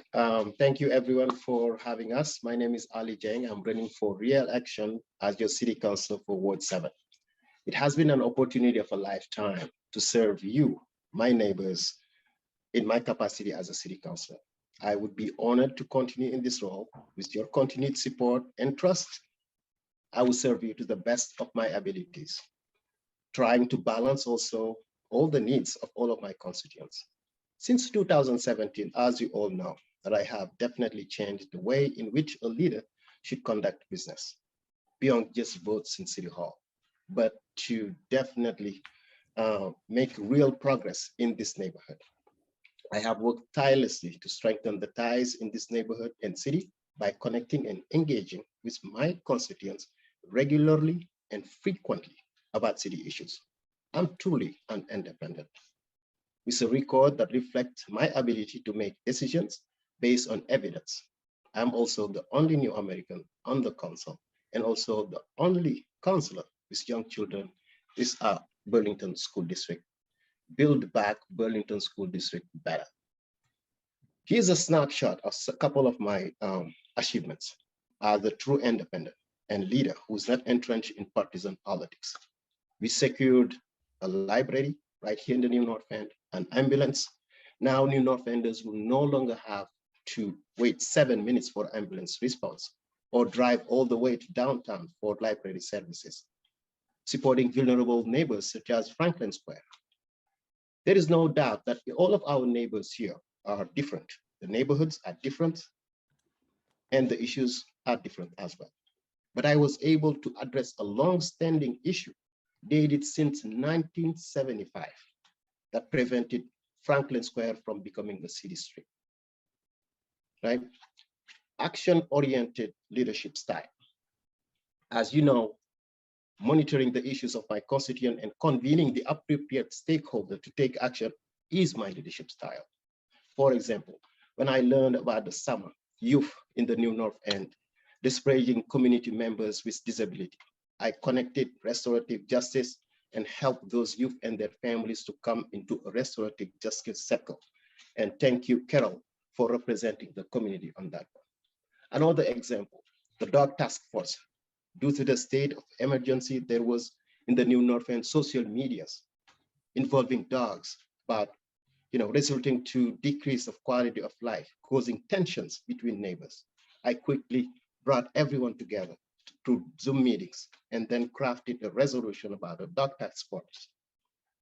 And the task force recommendations will be coming on June 2022. My time up? You're Yes, right on the thank line, you. Ali. Thank you very much. We'll go next to Alex Steph. Eric K, who's that? All right. Well, hi, everybody, and thank you for coming to this and listening to us. My name is Alexander Stith, and I am running for election in Ward 7 to be your city councilor and to represent everybody in Ward 7. I'm an independent-minded person, and I am running as a Democrat, and I am endorsed by both the Democrats as well as the Burlington Republican Party. And that shows that I can really bridge those gaps between people, and I can represent anybody from a progressive to a Democrat to a Republican because of that independent nature. And I'm an engineer, so my background is an analytical background, a pragmatic decision-making background. And my family and I took that approach when we moved to the new North End. We lived in the old North End for 10 years, saving in a very small apartment in order to be able to afford a home in the new North End. We treated credit cards like debit cards. We budgeted. We lived well within our means, and we still do because I have 2 young children and my wife is a stay-at-home mom. And having that plan and sticking to it is something that I think is a really good thing to do. And as an engineer, I understand data and I can make pragmatic choices. I'm also a manager, so I understand the human side of the equation. And I think I can bring those services to the city council and offer up that view and that change where I can bring stakeholders to the table and actively listen and become a consistent voice for the new North End and for my ward. So if you guys will give me the chance, I would encourage you to check out my website, read more about it, ask me questions. I'm always open to listen to the concerns of the people and engage. So I'm always available. And I'll cede my rest of my time back for Q&A because I'd rather listen to people. So thank you. Thank you, Alec. And we will move to Olivia Taylor. Olivia, you have 3 minutes and I pass the mic. Hi, everyone. My name's Olivia Taylor, and I live on Ethan Allen Parkway. I am running for City Councilor in Ward 7. Currently, I am on a variety of community organizations, the Wards 4 and 7 NPA Steering Committee, the Burlington Housing Board, the Vermont State Tennis League, and the Junior League of Champlain Valley. In addition to these activities, I walk dogs and care for cats, chickens, and ducks all over the new North End. Because of the rising cost of housing in Burlington and my professional experience in business development, I felt compelled to run for City Council this year. In my campaign for Ward 7 City Councilor, I am focusing on the issues that unify the residents of Ward 7, including increased access to affordable housing, building community, and supporting local businesses. To increase access to affordable housing, I will advocate for tax credits for landlords who house long-term tenants. This will discourage renting to university students and encourage long-term residency by saving landlords money that can be used to reinvest in their properties. By streamlining the rental application process in Burlington, we can make it easier to apply for homes and find tenants. This would prevent illegal rental applications and make applications easier to translate to any language.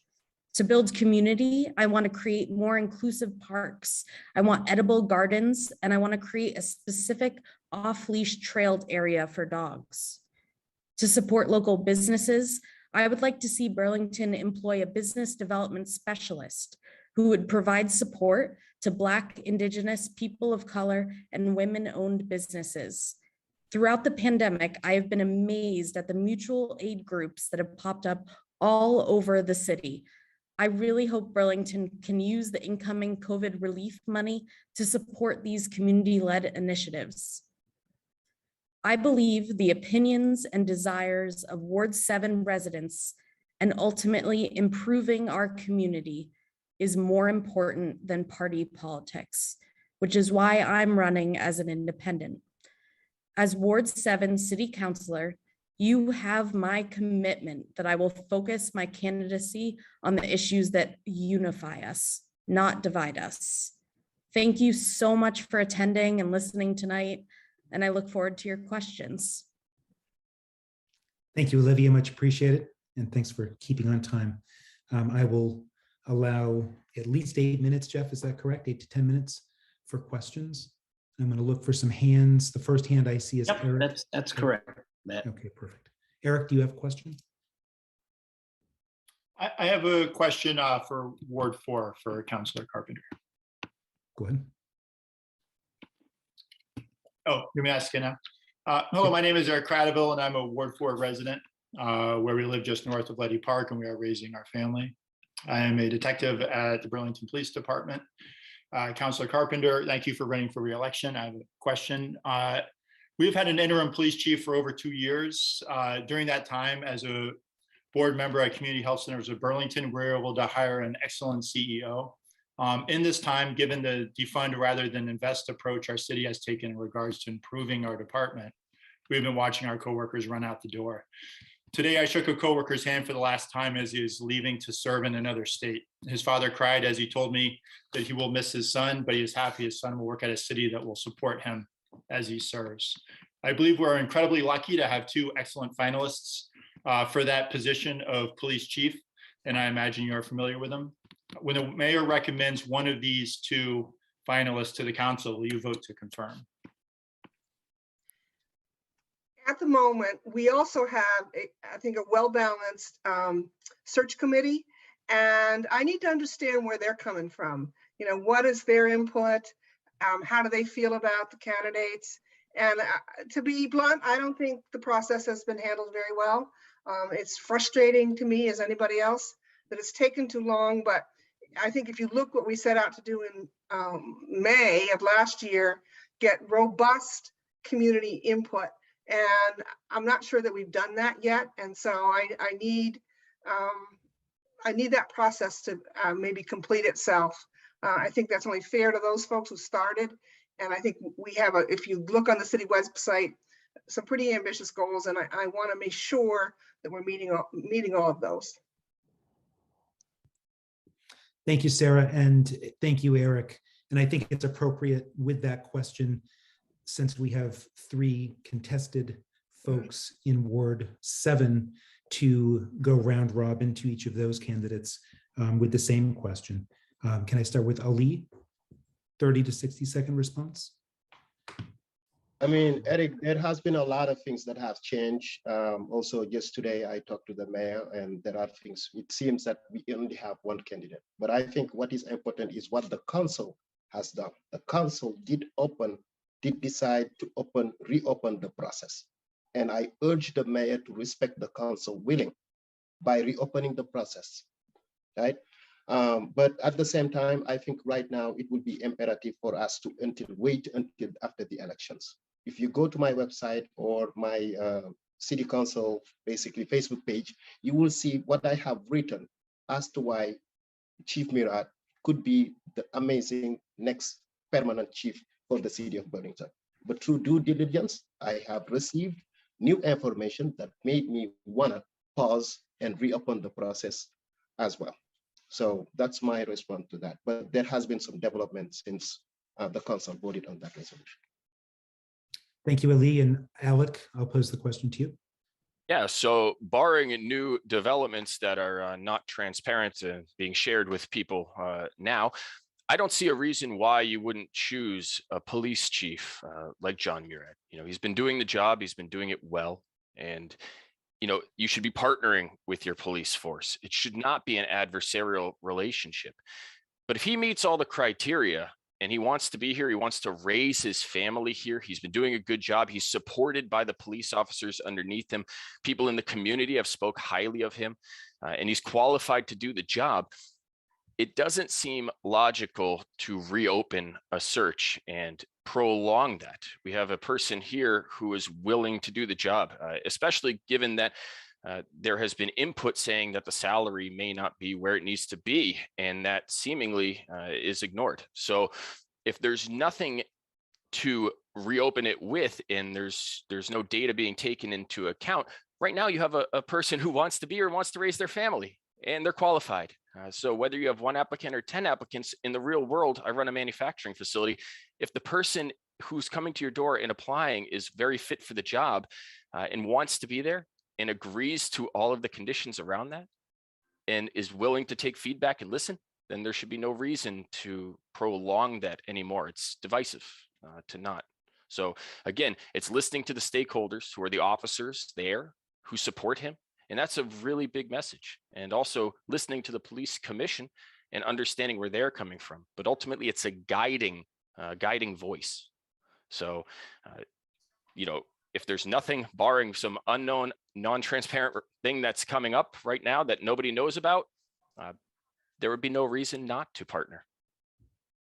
Thanks, Alec. And Olivia, I pass the mic to you. I would definitely reiterate that as someone who is not currently on the city council, I can't say I fully understand the process or the search committee's job and role, but I do know that I trust them and I trust our city. And I would really, I heard Sarah mention public input, and as always, I think public input is the most important piece of hiring someone who is working for all of us. So as long as that is included in the process, then I trust the process that exists. Thank you, Olivia. Next question, Robert. I see Matt, I'm gonna say we got another 2 minutes. Yep. So we're gonna have to move swiftly. Robert, if you could ask your question. Real quick, this will be applied for all three candidates in Ward 7, incumbent or not. City Council votes on a lot of issues, and some issues are contested or contended.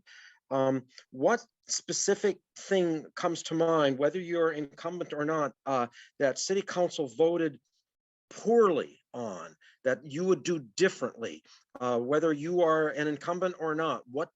What could be done much better, or what single thing would you do that different than has been done in the past 2 years?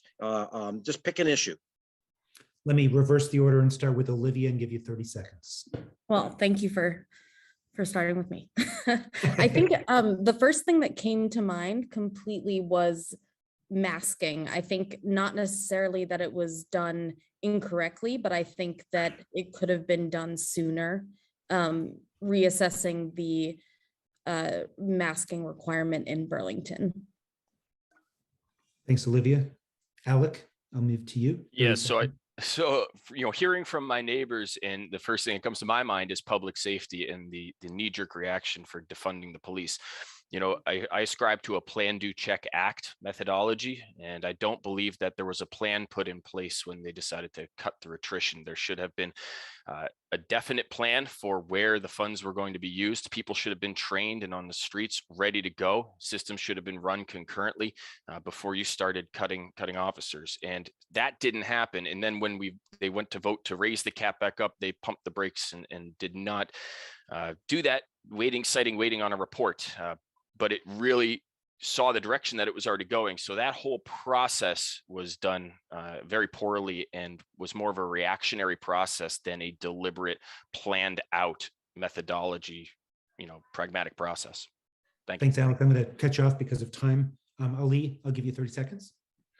I cannot think of one, but I just would want to have the opportunity to be working with my constituents as we move forward, to have more engagement from them, and reason why I would like to create a new North End Advisory Council that will be composed of some members of this NPA and some community members who have definitely been serving the city. We should not be just waiting in our homes until it's time to run for office. Olivia, I want to thank you for your involvement in the NPA and anything else that you do. That's what it takes to make the city a much better place for everyone. But no question. Thank you. Thank you, Ali. And in keeping good time, we're going to move to the Inspector of Elections. And I'm sorry if there's hands up that I didn't get to, but we're pressed for time. We will start first with Ward 4, Linda Belisle. Linda's uncontested, so we'll give you 3 minutes, Linda.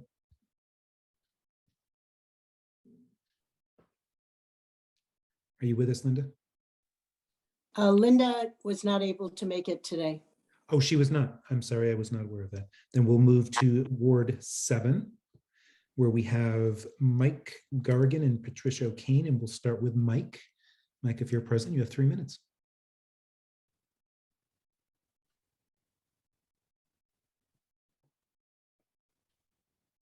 Mike, are you with us?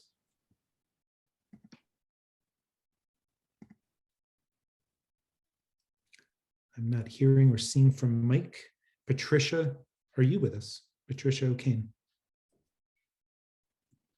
Yes, I am. Thank you, Patricia. You have 3 minutes. Okay, there. Can you see me? Yes, we can. Thank you. Okay, thank you. Well, first, I'd like to thank all the members of the NPA for keeping our community together, even during a pandemic. My name is Trish O'Kane. I teach environmental studies at UVM. I also train UVM students to work as nature mentors with kids at Flynn Elementary and Hunt Middle School in after-school birding clubs. I've lived in Ward 7 for 6 years, and I really love this community. I'm running for Inspector of Elections for 2 reasons. First, I have prior experience monitoring elections while working for the United Nations in Central America. And also while I was living in Wisconsin, I worked at the polls.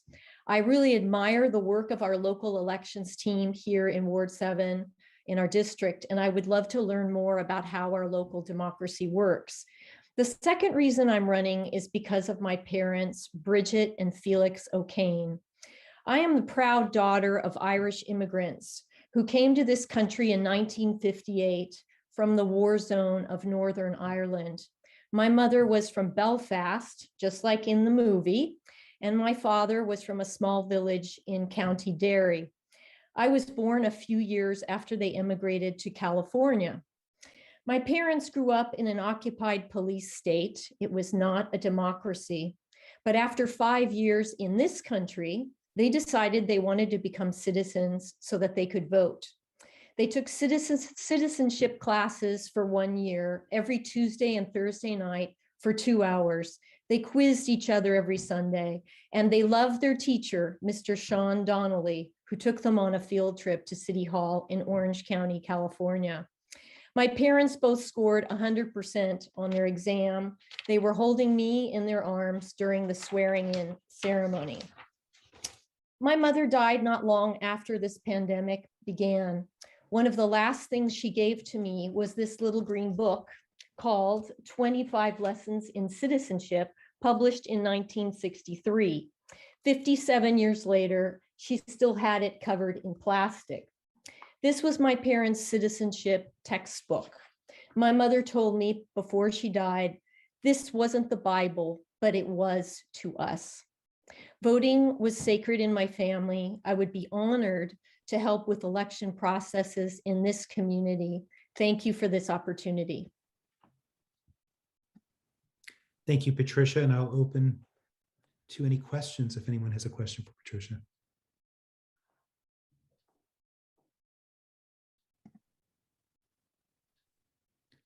I'm not seeing any questions for Patricia. I'm sorry, Carol Odie, I see your hand. I don't have a question, but I just want to say that was a beautiful, beautiful testament to your parents becoming citizens and to your heritage. Thank you. It's very cool. I see lots of hands clapping. Yeah, I agree. Thanks for running. That's awesome. Thank you very much.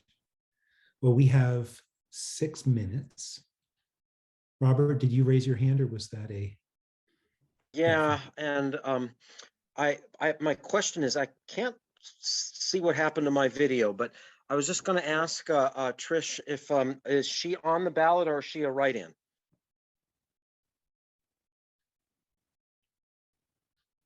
I'm not There, sure. I was trying to, yes, I am on the ballot. I just filed the paperwork in time and they sent me the letter and told me I will be on the ballot. Okay. Cool. Awesome. Thank you. And we have 5 minutes remaining to our meeting. And I missed at least 1 or 2 hands for the Ward 7 counselor race. And I see a few hands already up. So I'm going to just work through my list. Sal, is that you? Yes, it is me.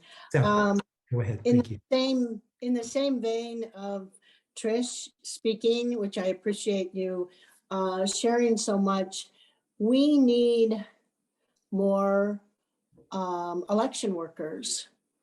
And I would like you all to speak to your neighbors.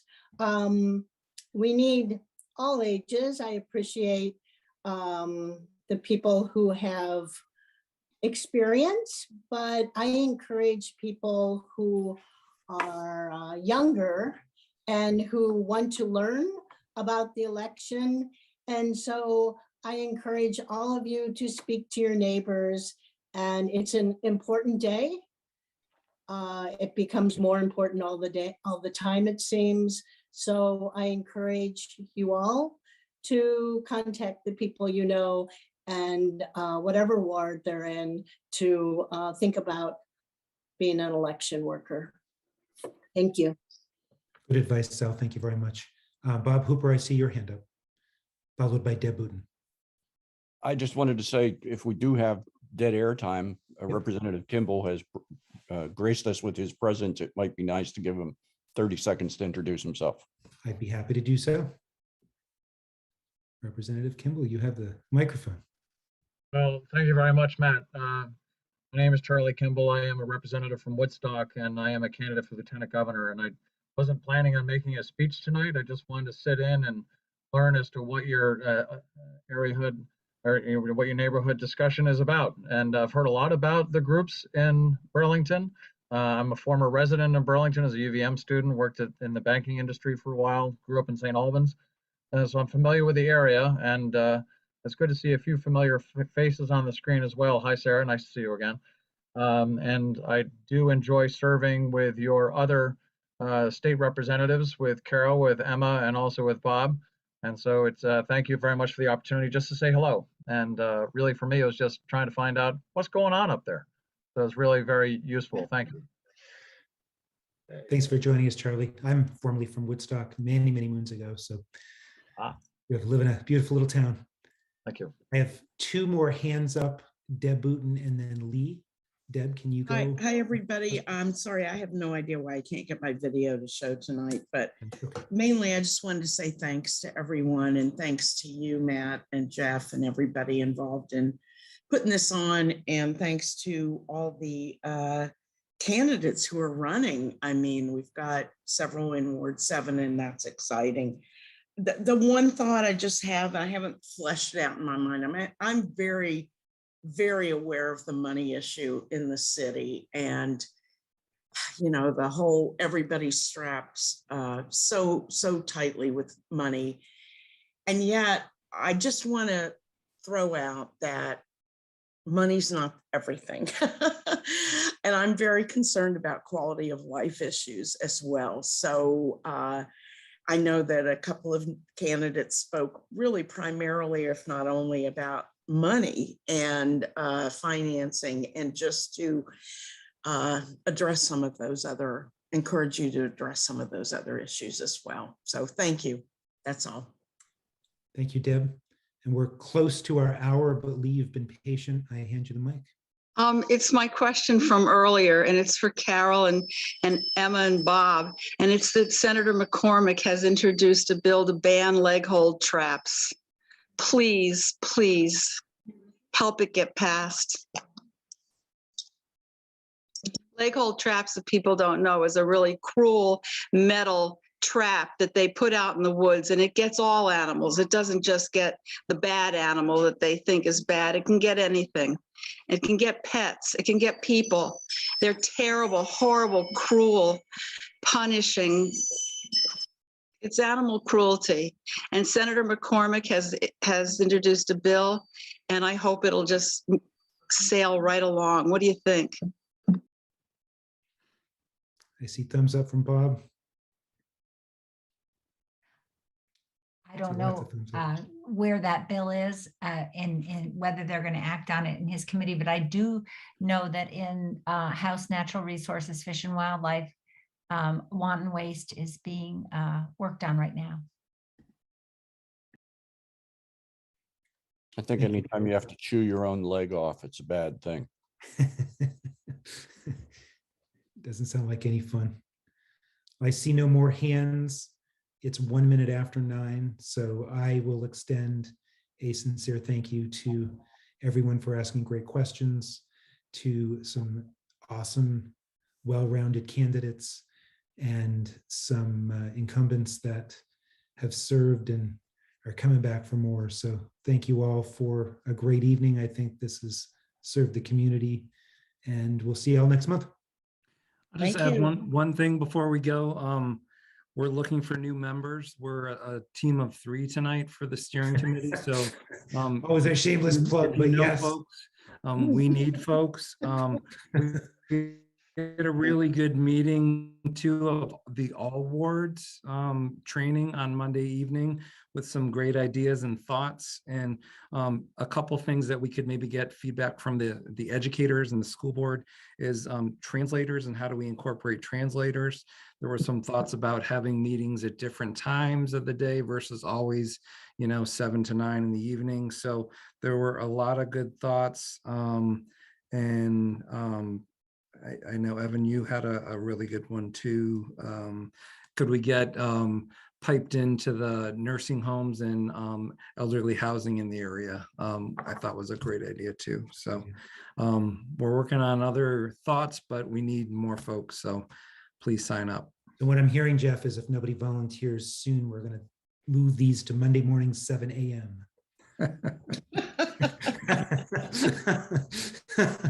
So we'll see you soon. I would like that better personally, but that's just Not me, man. Not I'm me. a morning person. Careful what you wish for. No. New meaning for Fruit Loops. Thanks, everybody. We'll end on that great note. Thanks, guys. Thanks, you Stay guys. warm out there. Thanks. Thank you. Does anyone know when the ballots come out? February 7th or 9th? Yeah. I think they start getting mailed on February 2nd through the 9th. Oh, great. I think that's correct. Yeah, that first week of February. It's the 9th. Great. Thank you. Thank you. Thank you guys. Have a good night. Bye, everyone. Signing off. Stay warm. Thanks. Emma.